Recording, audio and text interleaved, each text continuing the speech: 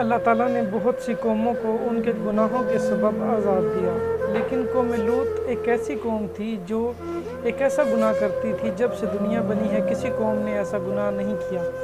چلیے اس گناہ کے بارے میں قرآن مجید سے پوچھتے ہیں، قرآن اس کے بارے میں کیا کہتا ہے۔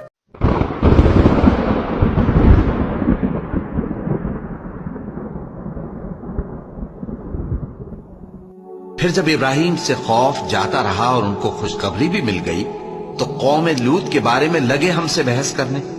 بے شک ابراہیم بڑے تحمل والے، نرم دل اور رجوع کرنے والے تھے۔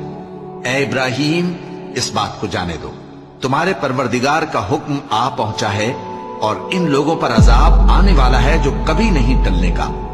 اور جب ہمارے فرشتے لوط کے پاس آئے تو وہ ان کے آنے سے غمناک اور تنگ دل ہوئے اور کہنے لگے کہ آج کا دن بڑی مشکل کا دن ہے۔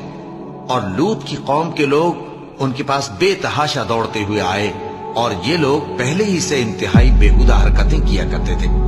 لوط نے کہا کہ اے بھائیو، یہ جو میری قوم کی لڑکیاں ہیں یہ تمہارے لیے جائز اور پاک ہیں، تو اللہ سے ڈرو اور میرے مہمانوں کے بارے میں مجھے بے آبرو نہ کرو۔ کیا تم میں کوئی بھی شائستہ آدمی نہیں؟ وہ بولے، تم کو معلوم ہے کہ تمہاری ان بیٹیوں کی ہمیں کچھ حاجت نہیں، اور جو ہماری غرض ہے اسے تم خوب جانتے ہو۔ لوط نے کہا، اے کاش مجھ میں تمہارے مقابلے کی طاقت ہوتی یا میں کسی مضبوط قلعے میں پناہ لے لیتا۔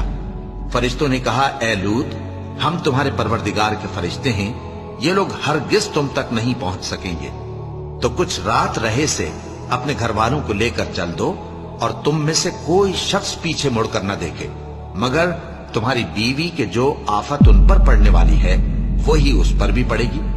ان کے عذاب کے وعدے کا وقت صبح ہے، اور کیا صبح کچھ دور ہے؟